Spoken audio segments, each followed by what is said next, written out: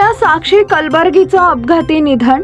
मार्क्सवादी कम्युनिस्ट पक्षाचे राज्य समिती सदस्य माजी नगरसेविका नलिनी कलबर्गी यांची नात तसेच युवा महासंघाचे जिल्हाध्यक्ष विक्रम कलबुर्गी यांची कन्या शुक्रवार दिनांक 17 जानेवारी रोजी संध्याकाळी 4च्या सुमारास विक्रम कलबुर्गी यांची पत्नी रेणुका व मुलगा अभिषेक मुलगी साक्षी यांना शिकवणीला सोडण्यासाठी जाताना तालुका पोलीस स्टेशन समोर एक डंपर MH13EF 9388 ही गाडी भरधाव वेगाने येऊन त्यांच्या स्कूटीला धडकल्याने गंभीर अपघात झाला।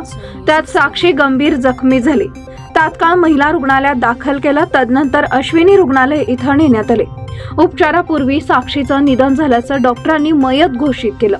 सोलापूर छत्रपती शिवाजी महाराज सर्वोपचार रुग्णालयात शवविच्छेदन करण्यात आले।